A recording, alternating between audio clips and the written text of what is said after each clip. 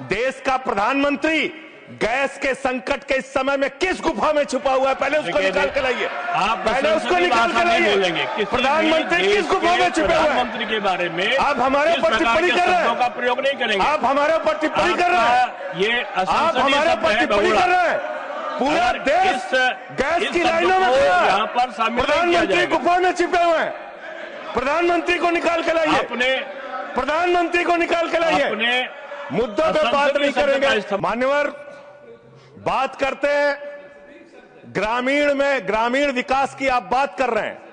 Ujjwala scheme के तहत 8 से 10 करोड़ सिलेंडर गांव में आपने बांटे हैं और 10 से 11 करोड़ सिलेंडर के कनेक्शन लोगों ने अपने आप से लिए हैं। 21 करोड़ सिलेंडर के कनेक्शन गांवों में हैं।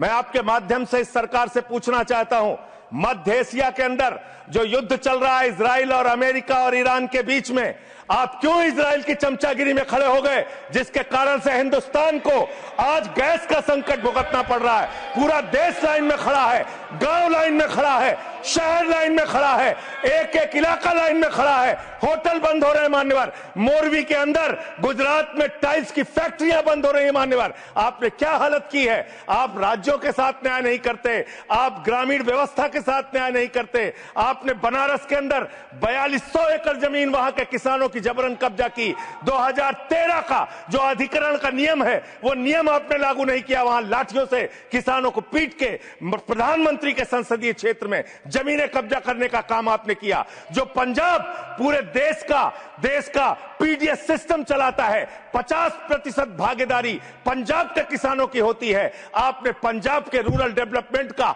8000 करोड़ रुपए मार के बैठे हुए। आप बताइए क्यों आपने पंजाब का हिस्सा नहीं दिया? क्यों आप वहां के साथ सौतेला व्यवहार कर रहे हैं? बताइए इस देश को और पंजाब के लोगों को। वहां पर बाढ़ आई, आप भी गए थे मंत्री जी वहां पे दुख जताने के लिए। आपने वहां की भयावह परिस्थितियों को देखा था। बावजूद इसके 1600 करोड़ रुपए की मदद आपने घोषित की थी। 16 पैसे आपने पंजाब को नहीं दिए। 16 पैसे। यह आपकी दुर्भावनापूर्ण नीति है जो राज्यों को भुगतनी पड़ रही है, जो देश को भुगतनी पड़ रही है। और ग्रामीण विकास के नाम पर आपने इस देश के गांव में रहने वाली जनता को लगातार धोखा देने का काम किया है, लगातार उनको ठगने का काम किया है। चाहे वो आंगनबाड़ी की स्कीम हो, आंगनबाड़ी की कार्यकर्तियां, हर काम में उनको आप लगा देते हैं, लेकिन आप उनको पैसा देने के नाम पर आपको हंसी आएगी, हंसी आएगी, हंसी आएगी।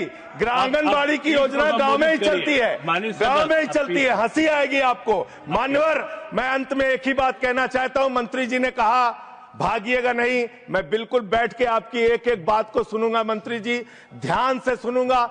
जितनी बात मैंने कही है उसका पूरा जवाब दीजिएगा, और अगर आप जवाब नहीं दे पाएंगे तो मुझे भी उस वक्त बोलने का अवसर दीजिएगा। आप ही अकेले बोलने का अधिकार रखते हैं, ऐसा नहीं होना चाहिए। और दूसरी बात मान्यवर, दूसरी बात, इस समय भगौड़ा कौन है, ट्रंप की गुलामी कौन कर रहा है, पूरा देश देख रहा है।